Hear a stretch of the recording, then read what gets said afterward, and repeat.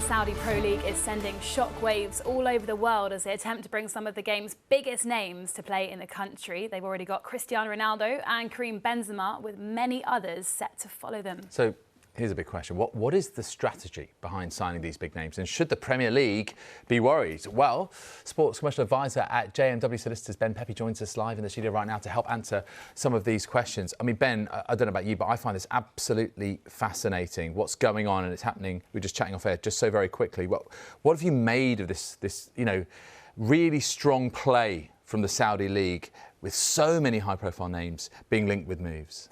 Well, it's certainly a kind of very strong signal of intent, and with regards to Cristiano Ronaldo, there's clearly a top-down approach, and you sign Cristiano Ronaldo and the dominoes start to fall.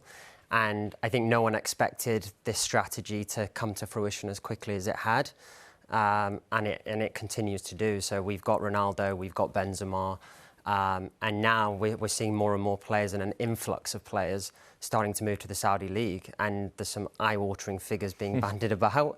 But there's a very clear strategy as to what the PIF and what the Saudi Pro League kind of have in mind for these players, and it's not just paying people a lot of money to come to a league and have a swan song at the end of their career, that's for sure. Let's take N'Golo Kante as an example. 32 years old, huge injury problems, but he's going to be making a lot of money. Is it just simply too much for these players to be able to turn it down? Yeah, I think there's kind of two schools of thought aligned to players coming towards their peak of their career and now players actually in kind of, I suppose, their peak. And Kante is one of those that obviously he's had significant injury problems over the last couple of years. And when you get offered not just double or triple your salary, but you're getting offered almost 10 times your salary to go and live in a country that aligns to kind of lifestyle, it aligns to your cultural views and a whole host of other things, why wouldn't you go there? So for someone like Kante, you can absolutely see why he has chosen to do it. And the Saudi Pro League have every intention to be a top 5 league in the world over the course of the next 3, 5, 7, 10 years. So whilst Kante may not be there then, there are players that are going to follow him, and they're going to set a precedent and start what could be a new revolution of new leagues coming to the fore, the MLS, Saudi Pro League. So it could be just the start. Ronaldo, I think, said that if they carry on doing what they're doing, they could become the 5th league in the world, really establish themselves amongst the big European leagues. But what about those players who are mid-career, established, the likes of Ruben Neves at Wolves or Bernardo Silva, who's been pivotal for Manchester City?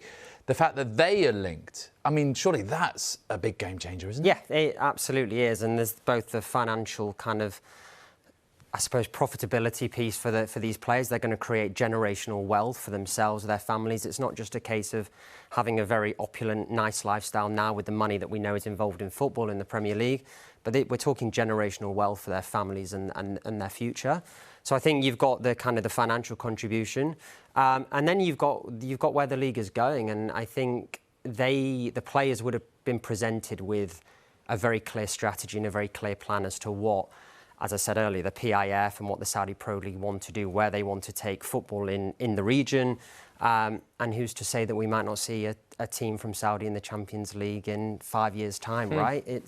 We don't know what might happen, but I don't think it's just purely a case of saying, here is a very, very significant salary without actually substance underneath, because the Saudis are smart and there's a very clear plan for what they want to do, aligned to their kind of Vision 2030 and the economic redevelopment plan, and it's only on an upward growth trajectory. So the Saudis are smart, as you say. Should the Premier League be worried, or do you think they could benefit from this? I think both. So I think where they could benefit is that you're starting to see Chelsea obviously sell a number of players, both to comply with FFP, but then also give them the ability to sign new players, right?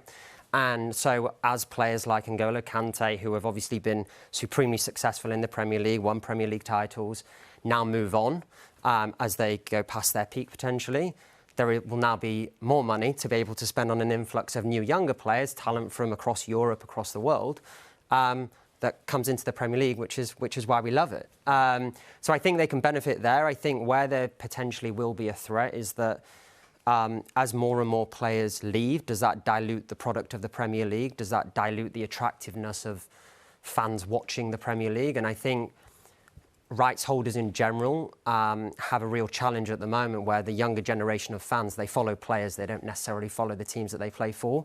So when you've got these players moving, all of a sudden this younger generation of fan will follow where Messi goes, follow where Ronaldo goes, follow where Benzema goes, which means less eyeballs potentially on the Premier League, which in time, and this won't happen anytime soon, could lead to a dilution and a stagnation on media rights and a whole host of other things. But that's for far into the future and not now. So I think they can benefit in the short term, but I think long term they will need to kind of pay very close attention to what's going on. That thing about, following players is so true. I mean, you remember from Ronaldo at Real Madrid, and then when he moved to Juventus, just, the club accounts fell and then grew over at Juve, just simply on the basis of this one signing and the audience he attracts. Almost 600 million followers on Instagram now. I was intrigued by something you said, Ben, before about the economic development plan and the vision for 2030. I wonder if you can unpack that for us a little bit. What does that look like? Yeah, so the Saudi kind of state and the government and the PIF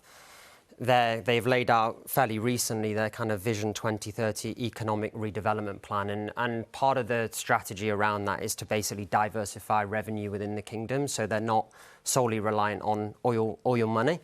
And sport is one of those wonderful things that draws people to a territory, to a region, draws an influx of money in a whole host of different ways.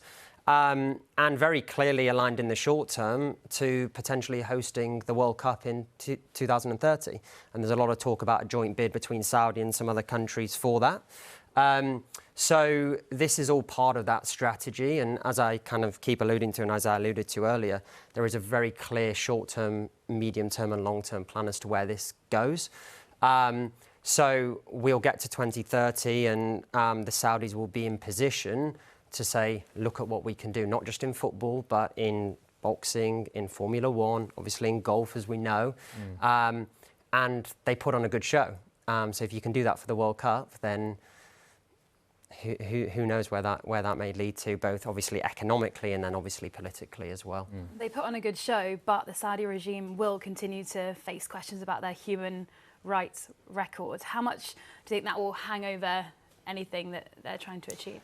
I think it will always hang over, and I think if we go back to obviously the Chinese Super League, which is kind of a very relevant example now around spending money in order to influence statesmen and relations with other nations.